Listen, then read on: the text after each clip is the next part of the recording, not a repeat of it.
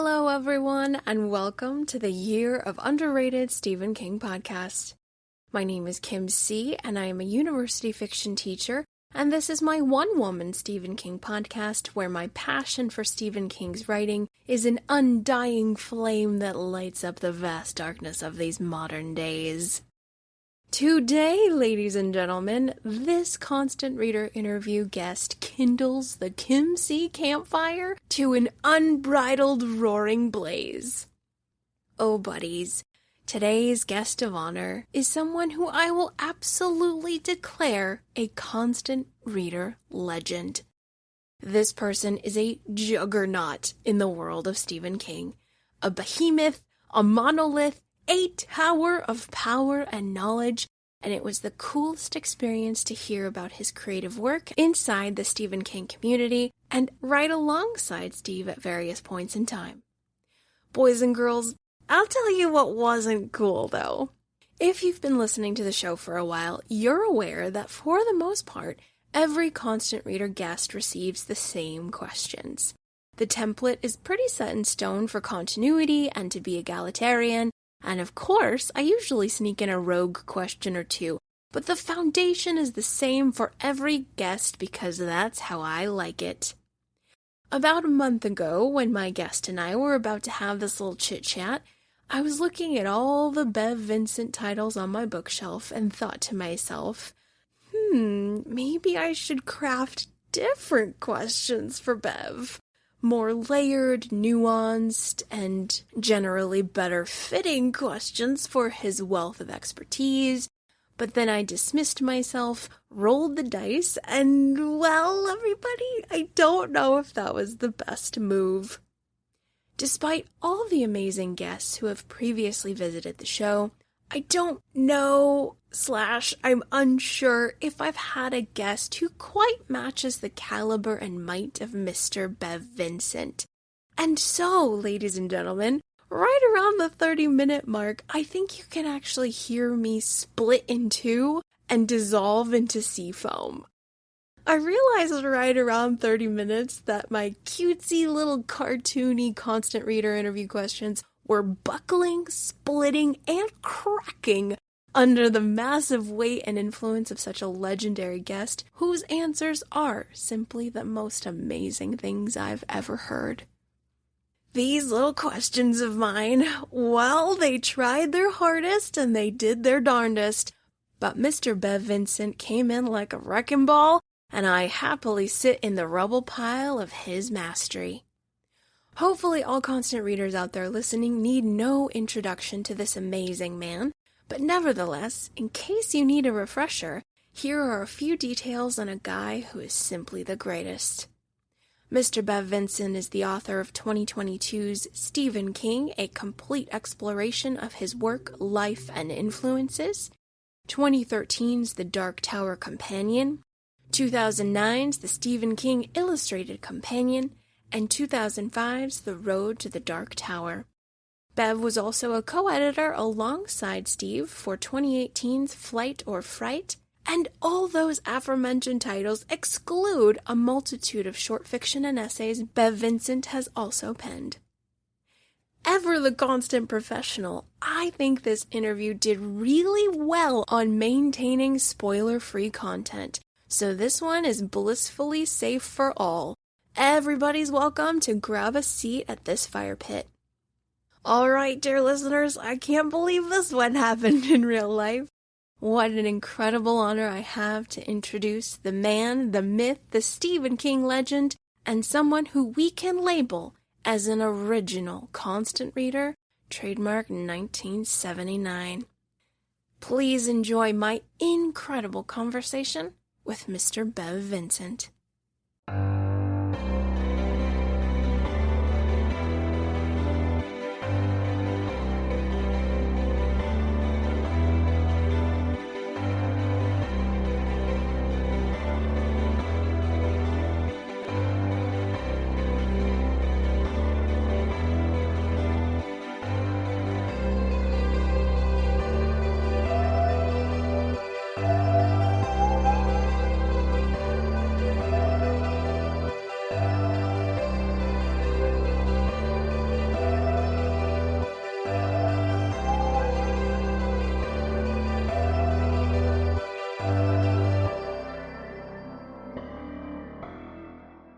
Ladies and gentlemen, what a stupendous honor I have today to introduce our constant reader interview guest of honor, Mr. Bev Vincent. Bev, thank you so much. Welcome to the Year of Underrated Stephen King podcast. Jim, I'm delighted to be here. Thanks for having me on. We are going to dive into our questions for longtime constant readers, which I'm so excited to hear your answers because, as I told you off mic, I have your name all over my bookshelf. So this is tremendous. This is so, so great. Our first question for all constant reader interviews, and I know you've most likely answered this previously, but just for continuity, let's go ahead and jump in with how old were you when you read your very first Stephen King title, and which title was it? So it may sound like I was a little bit slow getting off the mark, but I was 18 when I read my first one, but this was 1979, so this was quite early in King's career. The first book was Salem's Lot.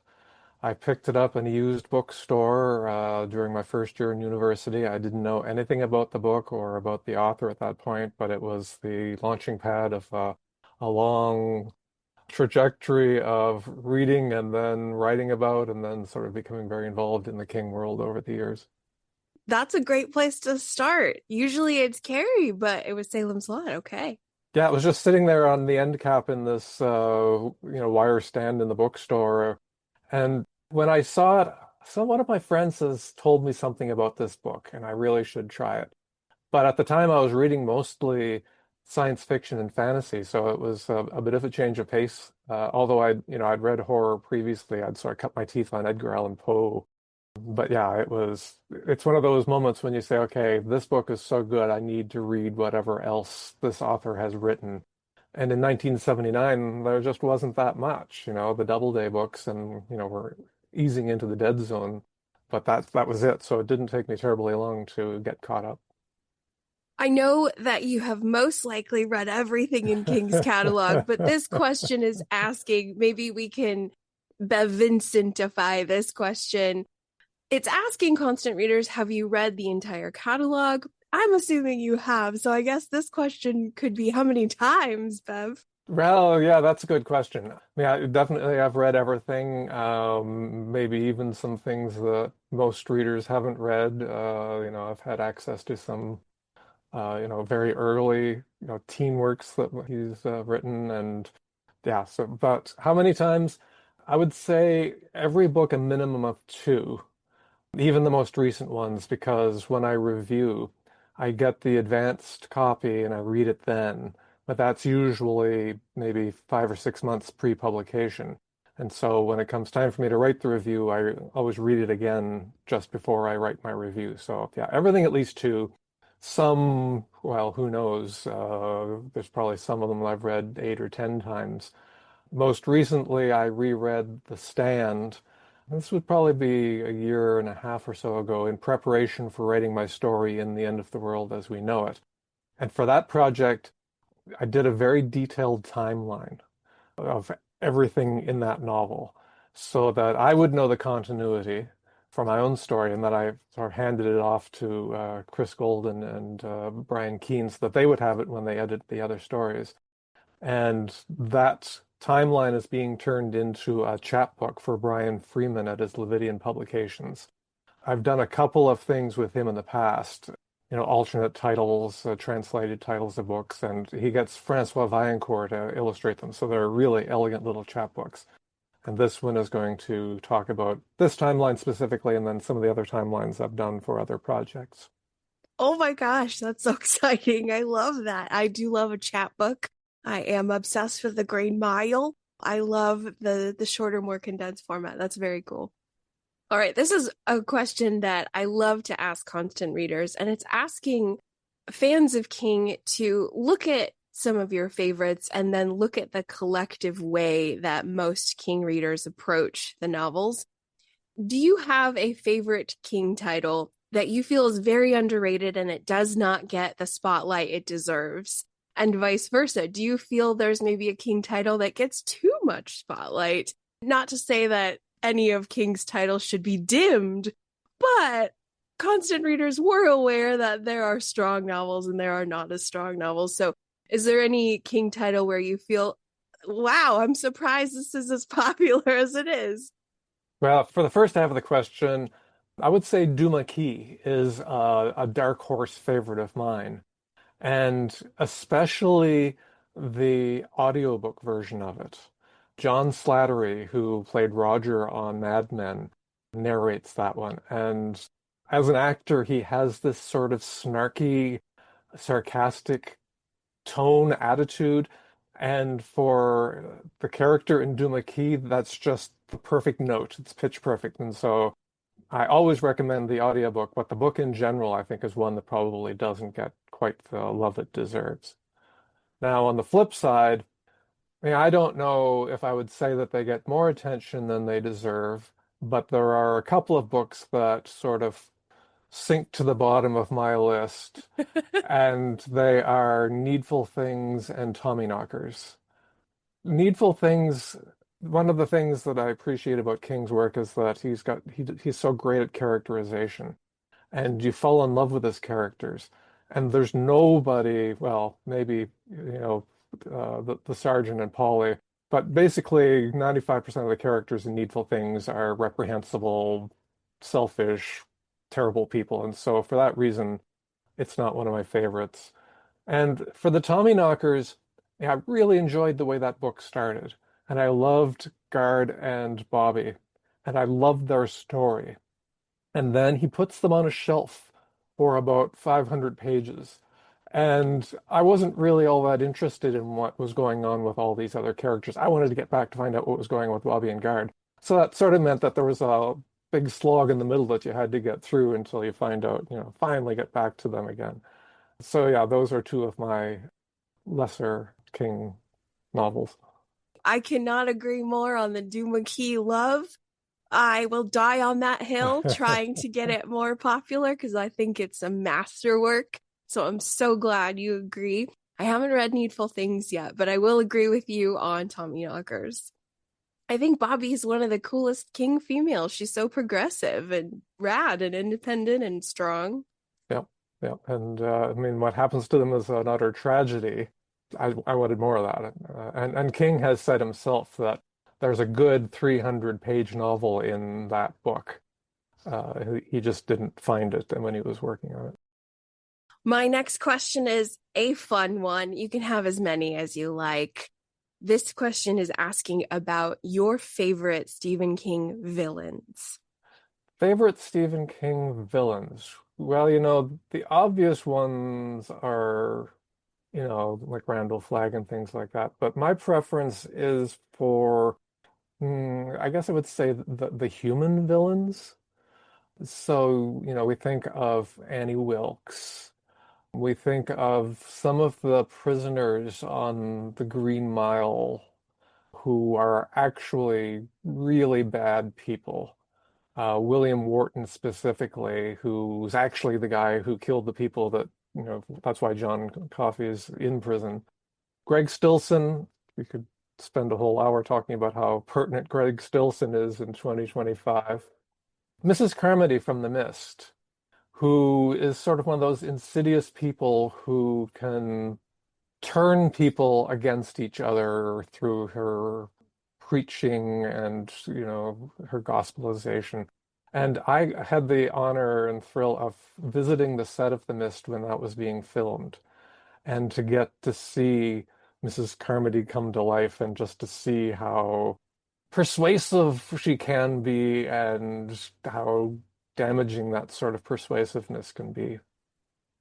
Oh, great list. We've got some sinister people who I would never ever want to be stuck in an elevator with. Definitely. This next question is asking, there's two parts. It's kind of grown over the years. A character who you would like more time with in either a prequel or sequel format. For example, Danny Torrance from Doctor Sleep gets a whole novel, and then we've got this really unique Holly Gibney series of stories. Is there any character who you would like to have their own prequel or sequel? Yeah, I was really glad that we got to see Father Callahan again too. in the Dark Tower series because we sort of left him at a crossroads in his life. But I mean, I was thinking about, we talked about Danny Torrance, and people always asked King, what happened with Danny Torrance and Charlie McGee. And he liked to joke that they got together and got married and had these most amazing kids. But I mean, I think Charlie McGee, we leave her, she's still young. What happened to her as she grew up? And I like to imagine a few things. So in the Dark Tower connection, she's a very powerful pyrokinetic. So would she have been a target for the low men, for example? Oh, Would they have come after her because she could have become a breaker? What about the other people who were part of the Lot 6 experiment? Would she, reach out to them, having told her story so publicly to Rolling Stone magazine? Would they come out, try to reach her? And, what are their stories, the ones who survived, because not all of them did. I feel like she, even though she told her story, I think she would probably end up being on the run. But one of the things that happens with a lot of King characters when they have these experiences, especially as children, is they forget as they get older. I mean, Jack Sawyer in Black House doesn't remember very much about what happens to him in The Talisman. Danny doesn't remember a whole lot of what happened to him in The Overlook. And I wonder if maybe she would go through that transition as well, where, there's a story she told, it's been printed, so it's there to remind her, but would she perhaps lose, visceral touch with that and maybe even lose her powers to a certain extent because of that? oh my goodness, Mr. Vincent, you killed two birds with one stone. You've double answered one of my favorite questions, which is where would you take Charlie McGee? And I'm salivating over here. That was amazing. I love that so much. She is one of the biggest mysteries in the King canon, and she is one of my all-time favorite female characters because we just don't know. It's just pure possibility. It's pure imagination of where life would take this young lady. Yep. And I also would be curious to find out about what happened to Ellie Creed, Oh, nice. because she ends up, well, depending on how you interpret how things happen, she becomes an orphan, essentially, and not really aware of what happened. But so what was her life like? It might be a very mundane life, but maybe at some point as she gets older, she would want to find out the truth of what happened. Excellent. Two young ladies Mhm. with the world ahead of them. All right, Mr. Vincent, this next question, a little bit of a warning. I have taken a very long road from my Dark Tower journey, and it's not yet finished. I Okay. just finished recently, within the last few weeks, Song of Susanna. So I have not read Dark Tower 7. I do not know what's going to happen. I am concerned and I have a lot of fear and Yes. worry. And I'm assuming it's not going to be, it's going to be tragic. But anyway, long story short, this question is asking a full raw reaction, very open ended. You can take it wherever you want. What are your thoughts on the Dark Tower? Unfortunately, I don't know the ending. So if you would be so kind as just to omit any spoilers for me. I will. Okay. So my road to the Dark Tower, to coin a phrase, I mean, obviously I've got a strong connection to the Dark Tower series because I've written two books about it. The road to the Dark Tower is for me sort of like a tourist guide for people who've already finished the series. And so I would warn you on that front that you can read the first chapter of The Road to the Dark Tower because it discusses its publication history, but beyond that, the spoilers become thick and hard. The Dark Tower Companion is more for people who maybe came to the Dark Tower from a different source. So maybe the Marvel graphic novels, maybe the movie. And at the time I wrote it, the plans were for Ron Howard and Akiva Goldsman to do this huge project. And unfortunately, that never came to fruition. But I interviewed them for that book, and they were very, very forthcoming of what their plans were. So that was fascinating. But I entered the Road to the Dark Tower in 1984 when the book was listed, The Gunslinger was listed in the front of Pet Sematary. And everybody's going, "What's this?" There's a book of Kings that I don't know anything about, and like I said, 84. So this is like 5 years into my King journey, and I'm at that point. I got to read everything. I'm going around to used bookstores trying to find old magazines that have the short stories. I've become an obsessed completist, and so I wrote to King asking how I could get a copy of the book, and that was before the second printing was authorized, or around the time it was. And so he wrote back. The letter is in The Road to the Dark Tower, saying, get in touch with Donald Grant. You can get one of the second copies. They were like $20 for the hardcover for the Gunslinger. And I've been on that journey ever since, waiting patiently, sometimes impatiently, from book to book to book. And then when King announced that he was going to finish the series by writing all three books at once, people had often asked me when I was going to write a book about King's work.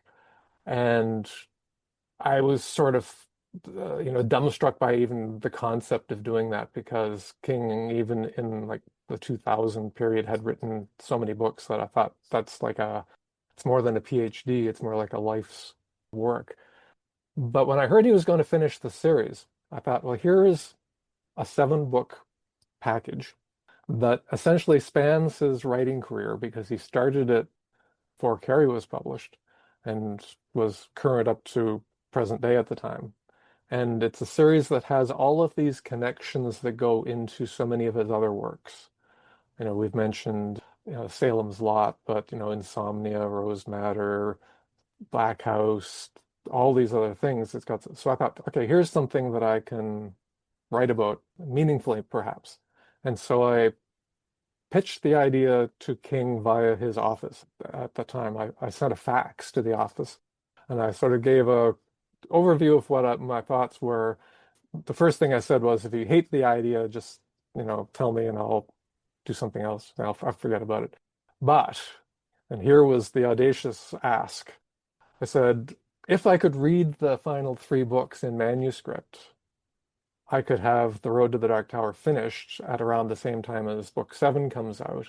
And, that would be a nice little juxtaposition. And so a couple of days later, 2,500 pages of manuscript showed up on my front door 2 years before the last book was published. And so I had that experience of reading first draft versions and then revision versions and galleys and having to maintain complete radio silence about everything because his publisher was really nervous about the fact that I had these things. But I said, I'll only answer one question about the books, and that's how many pages are in them. That's the only question I'll answer.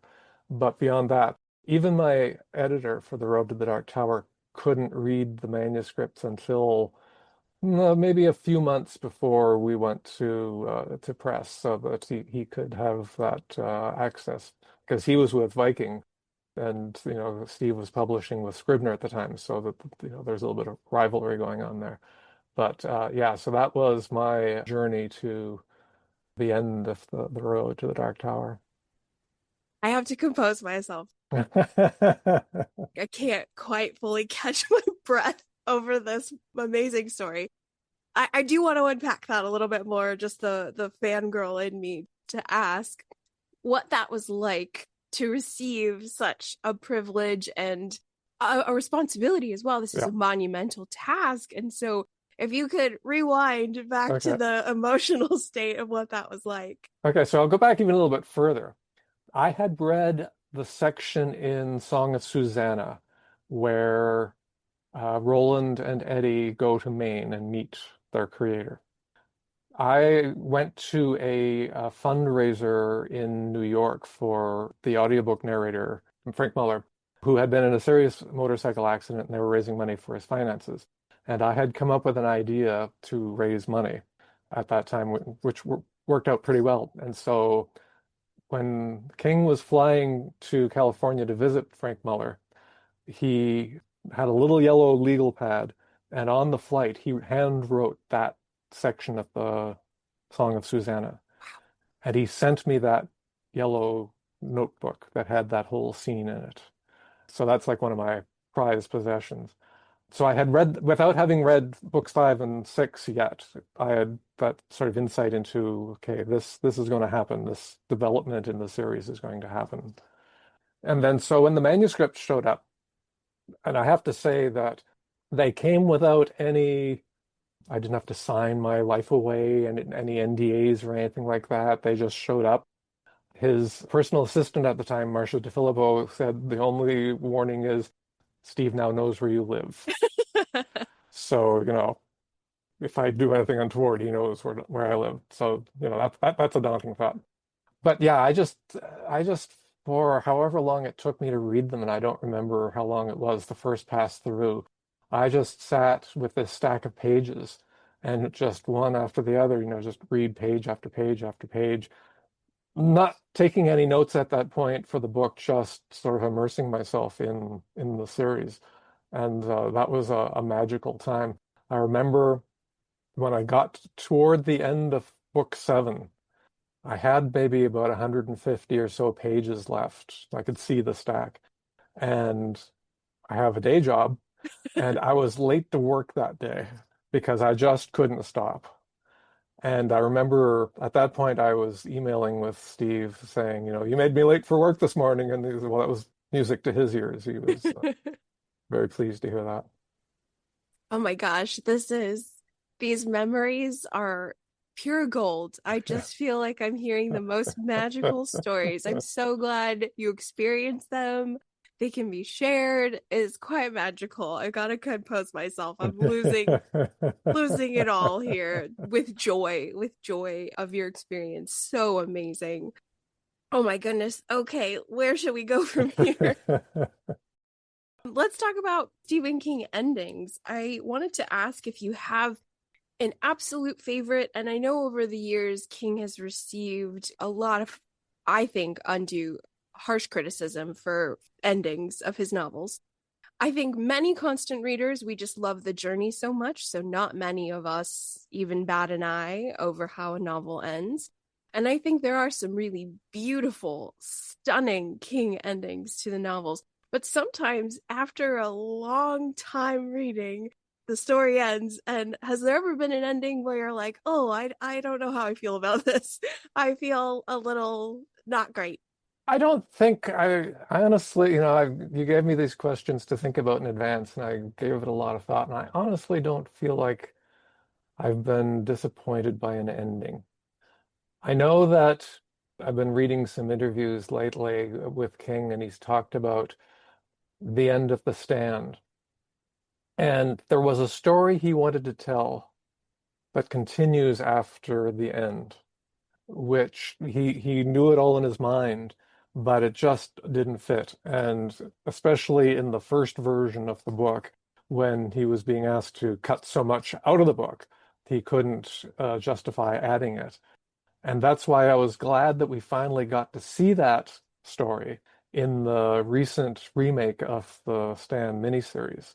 And that's the tale of Franny and Stu after Boulder and what happens to them while they're on their way to Maine and the thing with the well and all of that stuff.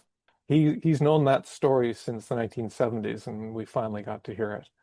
But I think in terms of endings that just blow me away, Pet Cemetery, that single word ending is so ambiguous, so laden with possibilities in either direction, depending on how you want to interpret it. To me, that's an ending where you just nail it. You just say, that's where it ends. You can't go any further after that because then you spoil the magic of that moment. Oh, perfect. That one's so good. I forget the power of that one. I really do.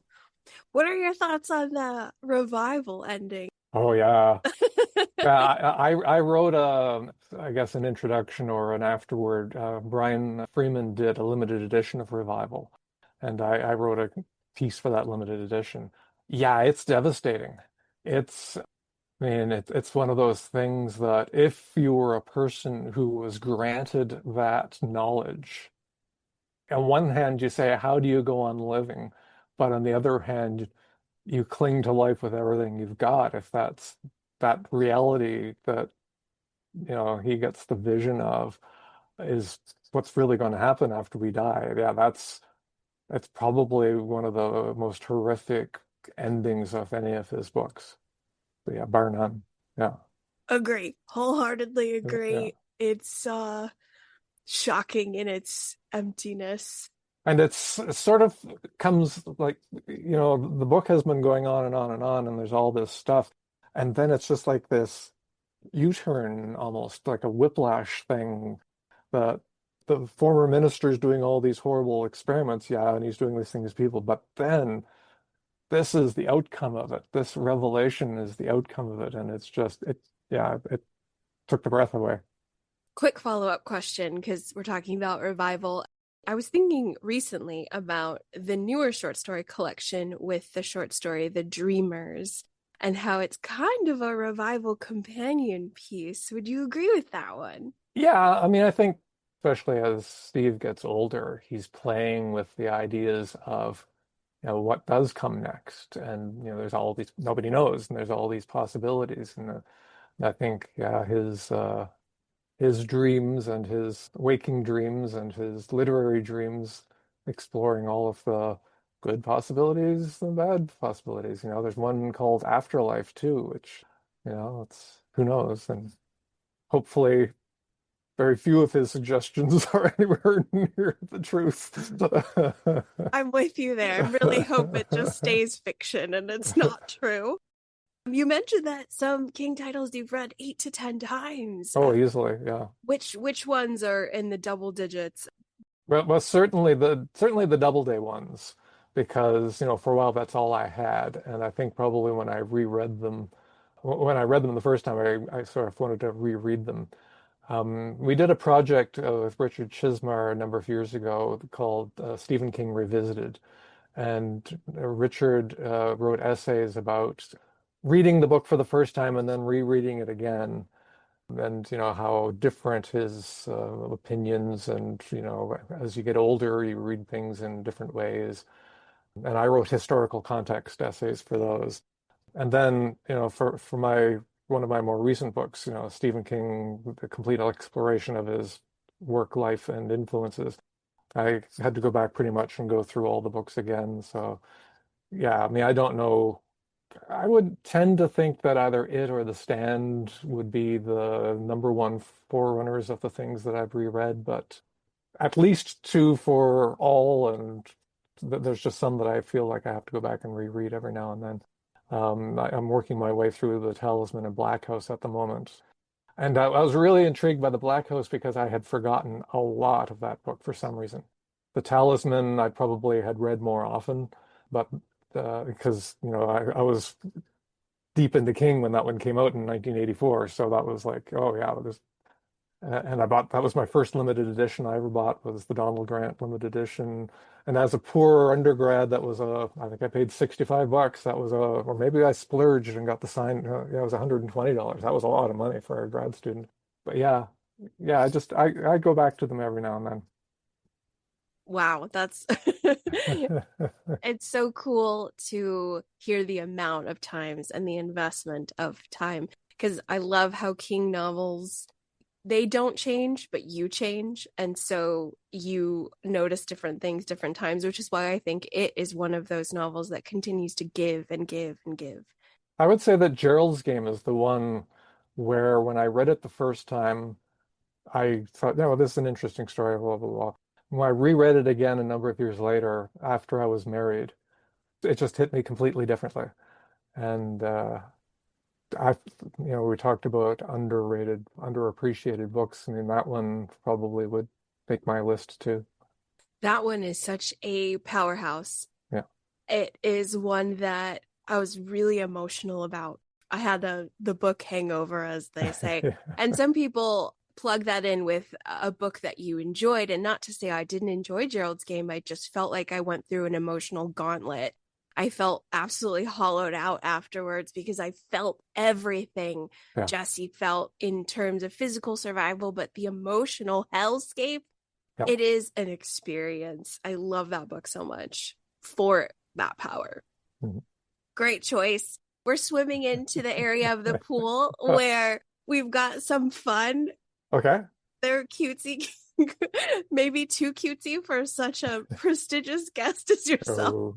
I'm questioning my whole life right now, Mr. Vincent. I really am. Oh, you can call me Bev too, by the way. That's fine. Pardon, I work in higher education. So we're very formal, so it's hard. It's hard to turn that off. But yeah, no, I'm just questioning all my life choices right now because this is quite extraordinary. I'm loving every second. For your next King writing endeavor, this is asking if you had the opportunity to be stuck for a couple weeks, maybe the summer, in a Stephen King setting, where would you choose for vacation? Or it could be a working holiday. So Sarah laughs Oh, without the ghosts, or maybe with a friendly ghost. But that's a nice part of the state of Maine, sort of remote and on a lake, and I could see a writing vacation there. The other side of it would be maybe Little Tall Island or one of the other little Maine islands off the coast. I think either one of those.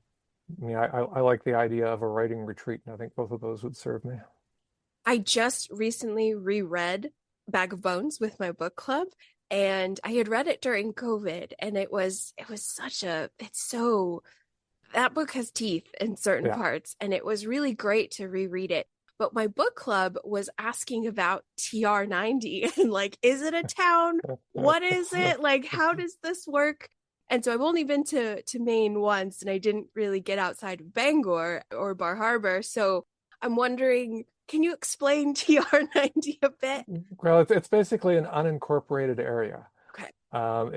It's not a town. There are like towns maybe proximate to that, but it's just a stretch of road out in the wilderness.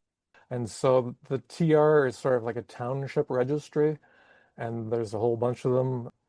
Dreamcatcher also takes place up in that part of Maine is just basically woods, with a few little roads going here and there, and hard to get to because it's slow going. I mean, to go from Bangor to the equivalent of TR90 would probably take you 2 or 3 hours on, like 50, 40, 30 mile an hour roads, Oh, yeah. single, dual carriageways, as they call them, with lots of slow moving traffic. And yeah, so it's, yeah, basically unincorporated. There's no mayor, there's no chief of police, there's just people living in cottages. Good to know. I love this. It's nice to talk to an expert. I'm sure I could have Googled it, but it's all coming to me fresh as a daisy right now. Okay, this question is asking about King on film, your favorite King film adaptations, either miniseries, feature. What are some of your favorites? So I always talk about Creepshow. Creepshow came out when I was in university, and it played somewhere where I couldn't get at it, so I didn't see it in the theater. And around 1983-ish was when VCRs first became available in moderately affordable form. And the first movie I ever watched on a VCR was Creepshow. And I recently got the chance to see it on the big screen. They had a showing of it in one of the theaters in downtown Houston. And Daniel Kraus, who is a George Romero expert, was the invited guest to talk before the thing, and they invited me to sort of interview him. And so we got to talk a lot about Creepshow, and then sit down and actually watch the whole thing on the big screen. And it's a little bit like Airplane. It's still got everything that it had back in when it first came out. In terms of TV-ish adaptations, I think the Mercedes trilogy is really well done. They got a really good person to lead it, and they added in a really good secondary character who isn't in the books, and that's his next door neighbor. Somebody to sort of torment him and get him fired up and, pull his chains. And then Lisey's story is just a beautiful, beautiful adaptation of that novel. Couldn't agree more. I feel that whole series is such a gift to readers of the novel because Lisey's story is a challenging King work, in my opinion. I feel it's very advanced King. It is imaginative, it's cerebral, it's very challenging with some of the speech between Lisey and Scott. And then you get this gorgeous mini series where everything comes to life. It all makes sense in a strange way and how she gets to Booyah Moon. I agree with you. It's one of the best there could be. It's a story that's very personal to King because he isn't Scotland and Tabitha isn't Lisey, but there are elements of their life experience which percolate into that. And in writing about King, those are the sorts of things that always fascinate me the most. I'm not so interested in biography for biography's sake, but what I am interested in is what did he draw on from his life that we can then see in his books? What was the germ of the idea? Who or what were the inspirations? And Lisey's story is filled with those things. From the original inspiration of King himself becoming seriously ill a few years after his accident, being hospitalized again for a long period of time, during which period his wife decides she's going to clean up his office and she packs everything up. And I don't know if she was going to like reupholster or what she was going to do, but didn't get finished before he came home. And the idea was it was like King felt like it's like I died, she's packing my stuff up. And for me, Bag of Bones and Lisey's story are bookends. In one, it's the writer whose wife dies and how he copes. And it's the other, it's the wife of the writer, and it's the writer that dies. And it's that sort of symmetry that I really like about those two books. Oh man, I love that. I've not heard that before, but I think that's an excellent comparison. I always think that the strangeness of Rose Madder and Lisey's story, I think they're twinners. I think that there's a lot there in terms of Rosie going through the painting into Lud and then Lisey going into Booyah Moon. And so they're both looking for justice in other worlds. That's interesting. And so I like to compare those two when I talk about our next novel for my Stephen King book club coming up is Lisey's story. And we've got a lot of brand new readers. So I'm trying to pump everybody up because it's going to be challenging. Hopefully they'll be okay with it because they did really well with Rose Madder. Okay, good. So I think if you do well with Rose Madder, Yeah. Lisey's stories, you're there. You can do it. For me, Rose Madder has one of the most exhilarating opening sections of King's books. That one just starts with the pedal to the floor and it gets faster from that point on for that first section. I remember reading that one for the first time thinking, wow, this one, how can we keep at this pace through the whole book? Completely. It starts off with almost a literal punch, which is Yeah, terrible. yeah, a drop of blood. So this next question, because we're kind of in that zone right now, is asking about your favorite Stephen King females. So, I mean, the list that I made, we've already covered a bit of it. So, Lisey Landon and Rose McClendon. Tricia McFarlane, from The Girl Who Loved Tom Gordon. A resourceful young girl who survives against all odds and has this mystical journey. I think she's great. Alice Maxwell from Billy Summers. She starts out as, a victim and ends up gaining power and becoming, a very strong, empowered character. And Blake Cabot, I would say, from Christine. That would be another one who I really enjoyed her trajectory. Oh, great list. Oh man, Alice. Yay. Yay, Bev. I ugly cried with Billy Summers. It's such an extraordinary story, but I love the heck out of Alice. And I don't know if she's talked about a lot because mostly the focus is on Billy, understood, but oh, great choice. Great choices. Trisha McFarland is The Girl Who Loved Tom Gordon. I feel it speaks to a woman's heart a lot. I know that that's kind of a hot opinion, a hot take, but Yep. I know many males enjoy it as well. But I really believe women get a lot out of that, out of Trisha's journey. It's metaphorical in a lot of ways, Sure. reaches very far. So I'm so appreciative that you mentioned Trisha. There are rumors, yet again, there have been for many years, that they're going to make a film. So this is more recent news. it's been on the books. I mean, George Romero was originally going to do it, and then various other people, but it's back on the maybe someday. Who knows? I hope so. I have my tickets for Long Walk next week and thrilled beyond thrilled. And so I've heard, I think it's the same director that's attached, right? I think you might be right on that. I think so. Yeah. Oh man, I really hope so. I really hope so because that book is extraordinary. It is small but mighty. And I know that the film's going to be, oh my gosh, I'm thrilled. I'm hoping that it does come to fruition. This next question is asking about your favorite Stephen King couple, friendship, or team. Well, obviously, Lisey and Scott Landon during their married years. Yeah, that's a very, I mean, they form such a tight connection, and Scott's family history by itself, the stuff that they have to work through because of that, and then all the rest of the weird stuff. And then, of course, the counterparts to that's Mike and Joe Noonan, who had this really amazing short-lived marriage. No spoiler, she dies in page one, so it's, And then the love story at the heart of Wizard and Glass, the Roland and Susan Delgado. I know that book didn't always land with what people who were looking for more gunfights and robots and other strange things, but I mean, that's a great story. That the heart of Wizard and Glass. I was so devastated after Wizard and Glass. I took like almost a year off from the tower. I don't know why that happened.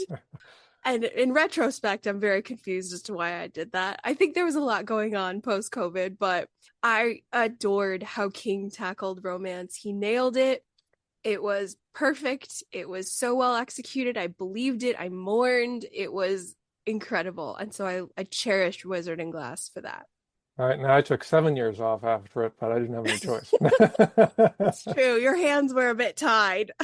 But as far as friendships, the friendship between Jack Sawyer and Henry Layden in Black House, they just form this bond, and when you're a man in your 30s, making new friends is difficult. And they just sort of fall together and they just have this, I'll drop over, I'll bring some steaks, I'll read to you, we'll talk about all this crap. And what's really pernicious about that is that they being Steve and Peter Straub, created this character knowing full well that people would love him. And then they did him bad. Great choices. Extraordinary. This next one has grown over the years. I always explain the origin of this question because it came from Big Jim Rennie.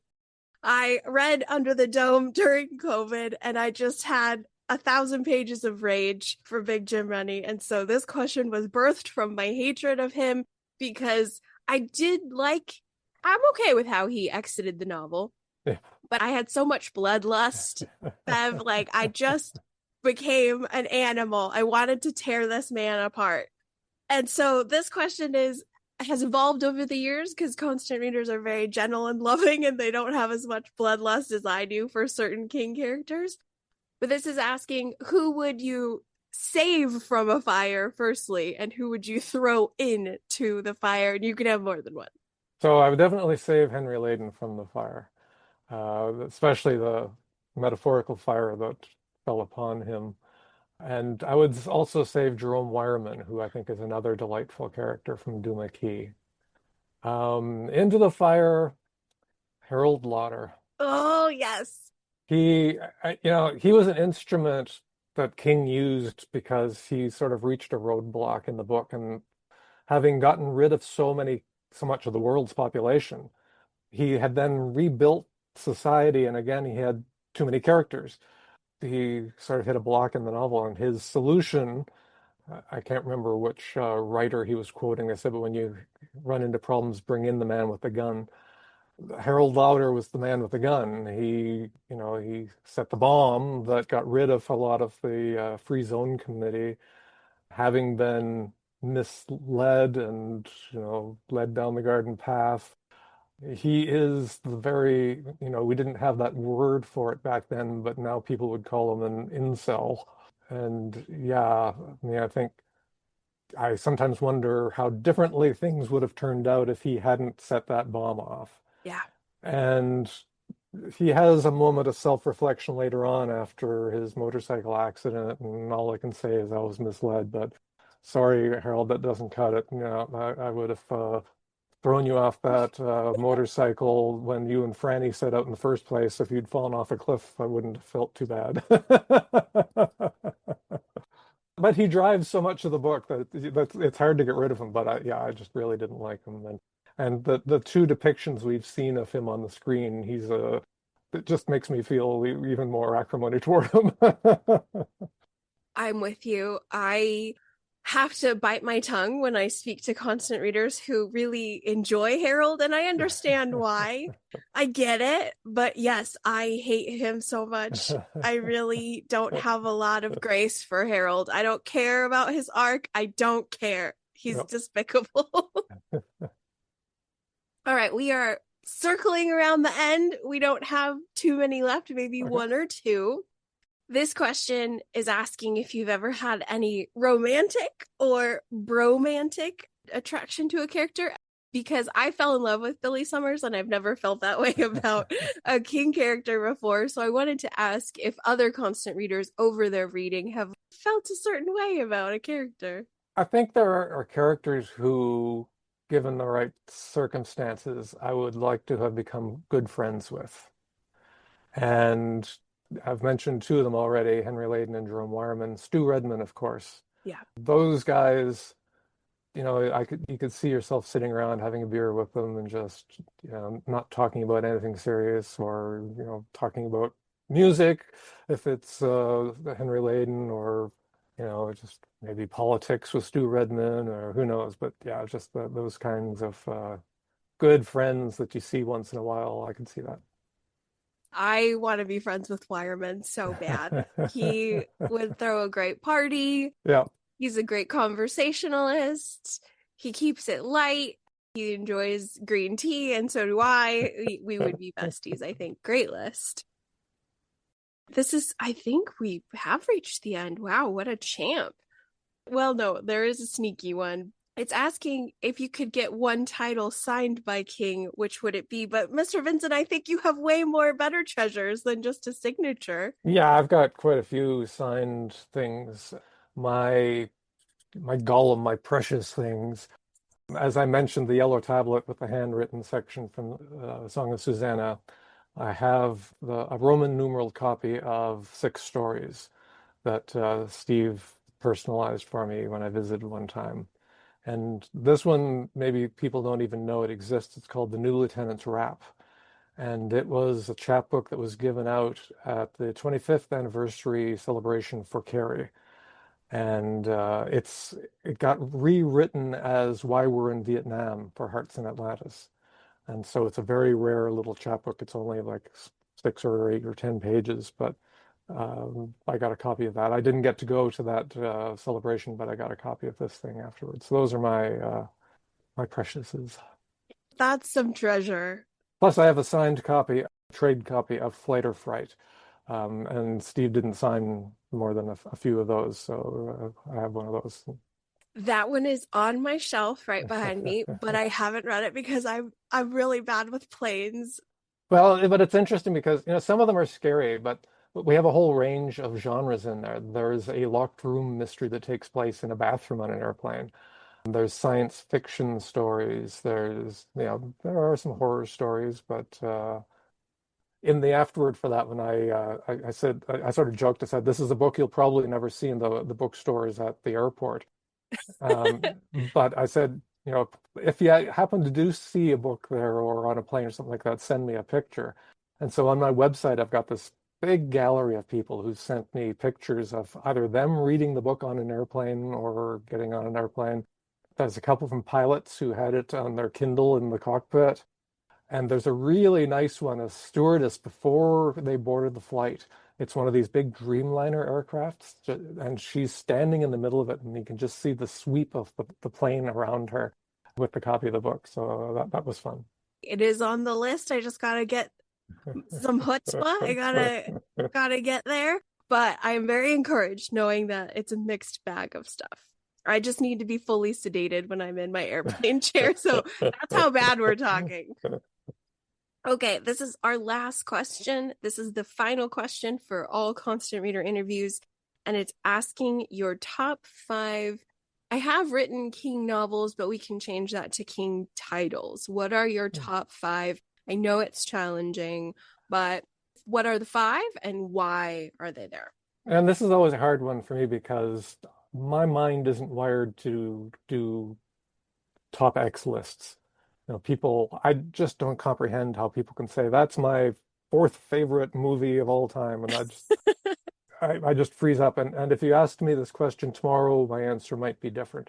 But I did come up with 5 have a certain resonance with me, I would say. And Salem's Lot, because it was the first, and that was the motivator. That one got everything started. I really like the book. I still like it. It's been adapted a few times now, actually, not always very successfully. The most recent one was a bit of a disappointment. The middle one was a tragedy. The first one was good at its time. It was very effective at its time, but it doesn't age well. They're talking about, turning it into a feature again, and we'll see. But yeah, that one means a lot to me. The next 2 I've mentioned before is Bag of Bones and Lisey's story because I see them as that romantic bookend, one playing off the other, or sort of like a ping pong game back and forth. Bag of Bones is, for me, a very personal sounding book because it's a first person narrative from a writer. And you could almost imagine yourself sitting at a campfire, and Steve sitting there saying, let me tell you a story. And the audio version, which he narrates, really even magnifies that. Lisey's story, I really appreciate the notion of the people who are clamoring for bits and pieces of Scott Landon after he's gone. And I know that there are a lot of celebrities that that's probably true of, even while they're still alive, that people just want something of them and they feel like they're owed something. I remember which one of the Dark Tower books was it? It was Wizard and Glass. So when Wizard and Glass came out at the same time approximately as Desperation and the Regulators. So you could buy a package of Desperation and the Regulators bundled together, and it came with this nightlight on the top as a free thing. And those ran out. And so what they did was they had this little 2-chapter chapbook, which is the beginning of Wizard and Glass. And so then that was the new bundle. And people who got the nightlight were really bent out of shape. They felt we deserve to have that. And this was really in the early days of the internet. People communicated on Usenet, which was sort of like Reddit back in the 90s. And there was alt.books.Stephen King, and people were on there just blah, blah, blah, blah, blah. And the publishers were watching the internet because this was all new and they didn't know, how do we react? How do we monetize this? How do we, publicize this? And they heard this bickering going on. And so this was one of the first times Steve posted publicly. He posted this message complaining about all these people. And it's a phrase that we'll see in his books a bunch of times, pissing and moaning. Yeah. About this. And he said, just you got what you bought and you don't deserve this. And the inkunks in Lisey's story. Deep Space Cowboys. Yeah, I always think about that. The Gunslinger, which I know is a difficult book for a lot of people, and it's been a bit of a stumbling block for a lot of people.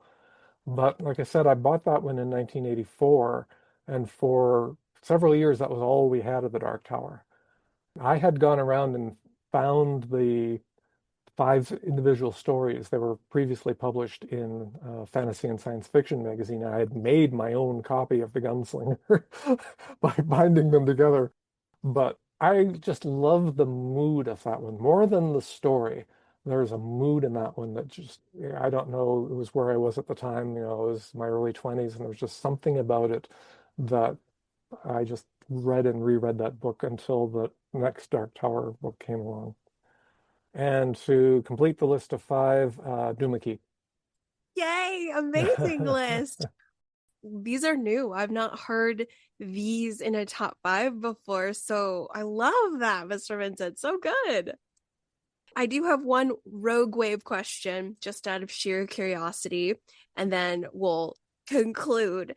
I don't really know how else to ask this because I know I know that King is a terrific human. I know he's just an incredible artist, philanthropist, all these things. I don't have the appropriate words to ask what's it like to work with King. I feel like that's such a paltry. I like hate the English language at this very moment because I don't know how to convey it in a way that's original and personal to you.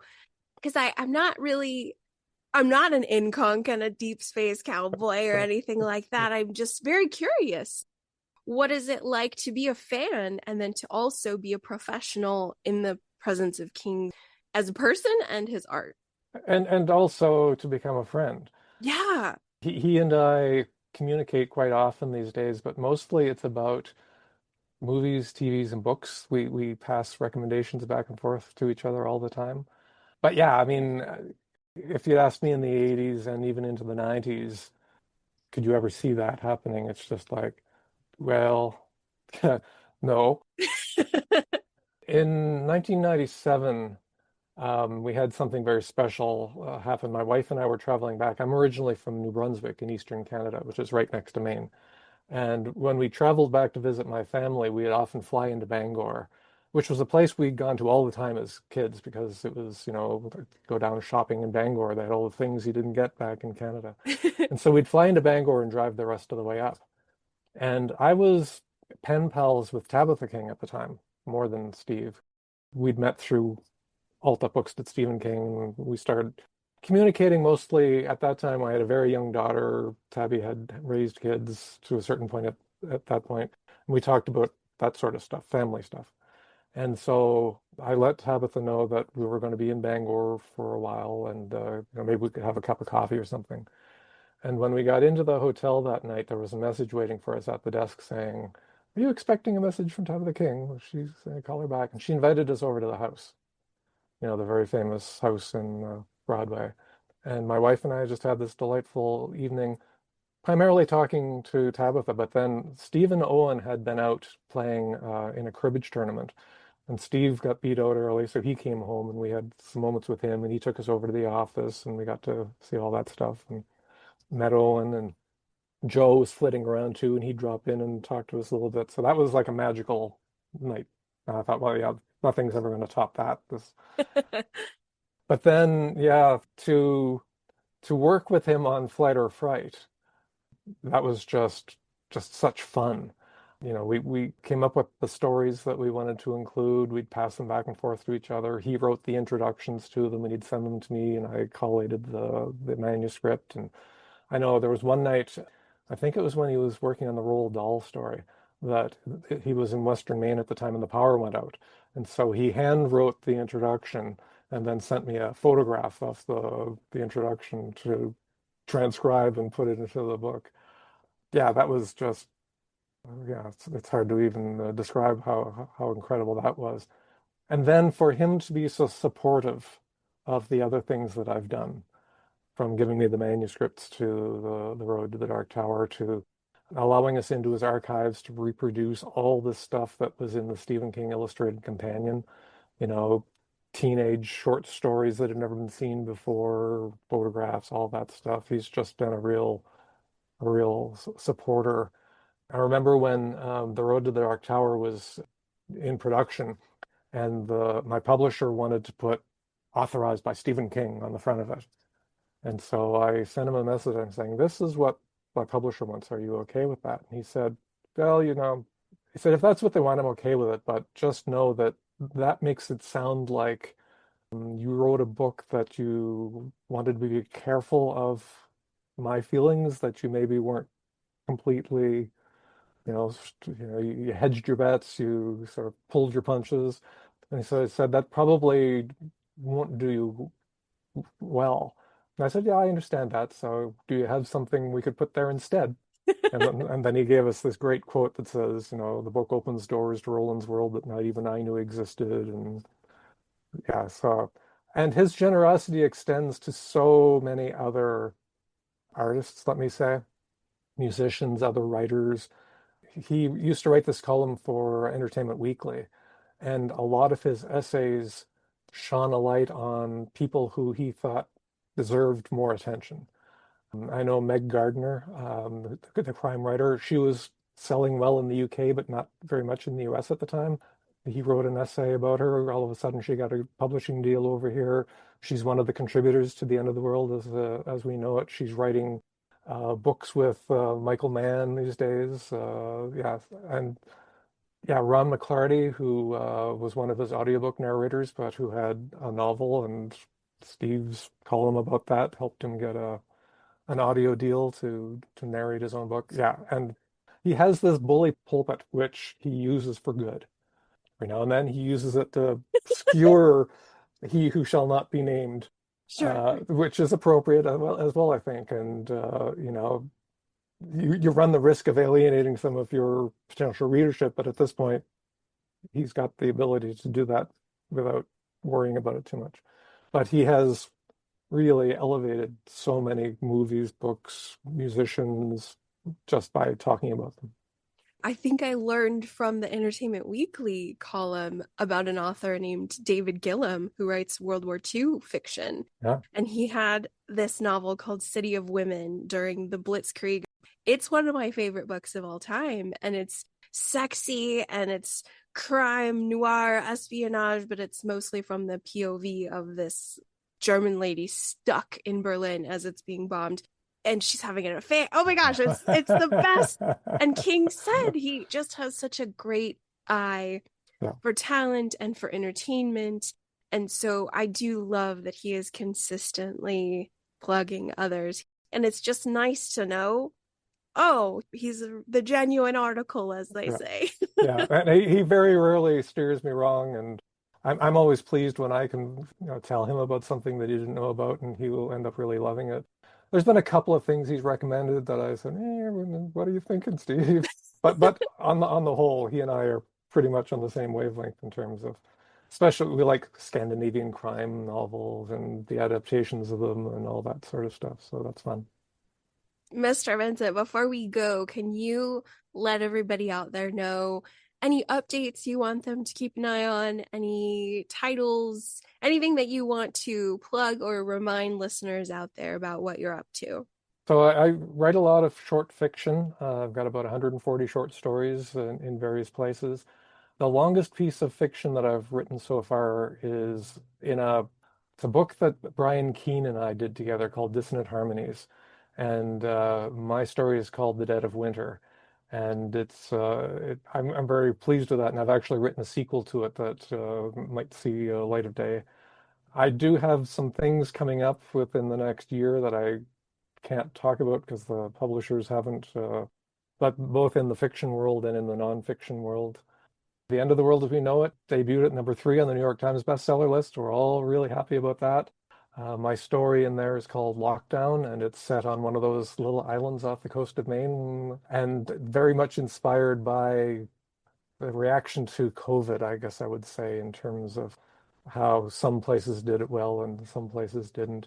And for me, one of the really cool things about that anthology is one question I'd always had was, the stand is America-centric. What's going on in other parts of the world? And we have authors in that from Canada, from the Far East, from Europe, and even one that's sat aboard the space shuttle. So to get a more worldly view, I was really pleased to see that that happened with that anthology. I've barely cracked it. I'm in the first 4 stories right now, and you tell me I'm very close to yours. Very close. I'm so excited that this anthology exists. It's wonderful. The Stand is an American saga, and so it's great to know, okay, well, if the planet is gone, let's explore this planet. Yeah, and if somebody's in Pakistan, are they dreaming of Mother Abigail and Randall Flagg, or is there Right. something else going on that's luring them to make a decision one way or another?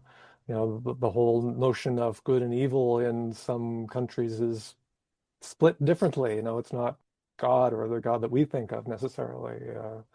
Yeah, yeah, I'm glad that people have tackled that. I'm with you, and I'm excited that it will hopefully open up the stand to a whole new generation. I'm hoping that younger folk who haven't read it yet because they're intimidated by page length or whatever will understand that, hey, this is from the roots of a great tree, and this great tree is going to be even more amazing than this story. So I'm really excited for the brand new king people that might be birthed out of this. Yeah. And so if people want to check out what I'm doing, BevVincent.com is the place to go. I also have been writing for the last 25 years a column called News from the Dead Zone for Cemetery Dance Magazine, and there's an online version of that at newsfromthedeadzone.com, where I sort of every few months run down what's happened recently and what's coming in the months ahead. I just did a review that includes the new book, Hansel and Gretel. It came out last week. Like you, I'll be seeing The Long Walk. I'm going to see it Monday night. So I'll have a review of that. And I think I'm going to do a double feature. I'm going to do a review of The Institute in that same update. So you can look for those next week as well. Very cool, Mr. Vincent. Thank you so much for your time today. This has been so special. A deep bottom of my heart, thank you for all you do for the Constant Reader community.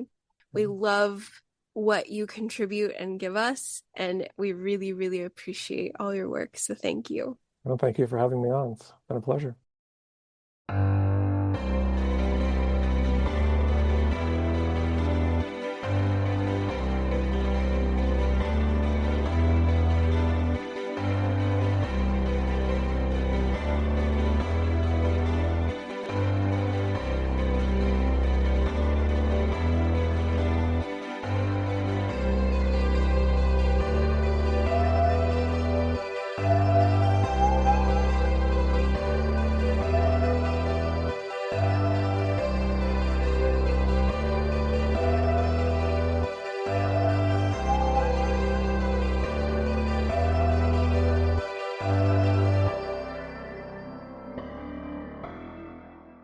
All right, good people. That concludes my wonderful time with Bev Vincent.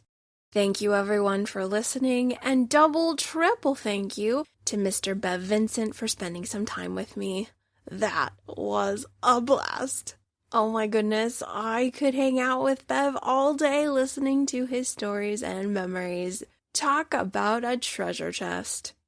To stay up to date with what Bev has going on, please visit BevVincent.com and stay in the loop with all things Bev and coverage on the world of Stephen King. And as you all know, 2025, my guys, has been one big Stephen King party. We have had Stephen King content popping off all year, my dudes. I ain't complaining, but boy is Kim C busy as all heck. We gotta keep this train rolling. I'm gonna need some greasy food and another round here soon to rally and stay on this train a little longer. Do pardon that this main show has been a little quiet. It's only because the Patreon is a-boppin'. If anyone is curious as to what's going on in that neighborhood, please visit patreon.com/dancewithkimc. That's dance with an S, where I'm just finishing up coverage on the new short story anthology, The End of the World as We Know It, which was so much fun. Oh my goodness, what a great time. There's also commentary on the latest Stephen King television adaptation of The Institute, as well as the Stand miniseries from 2020. I'm also getting ready to cover Welcome to Derry. There is short story stuff over there and much, much more. If you're not super interested in monthly support, I feel you, I got you. You can cherry pick and purchase a collection of something for the lowest price I'm allowed to post. Patreon forces me to charge a certain rate, but I'm trying to save your pennies as much as I can. Nevertheless, if you enjoy the show and would like to have additional content from moi to listen to, The Dance Macabre with Kim C is another avenue for you while I get my ducks in a row over here on the Year of Underrated Stephen King podcast. If I am able to juggle everything properly and spin all the plates, my plan is to have one more super rad Constant Reader interview just in time for Halloween.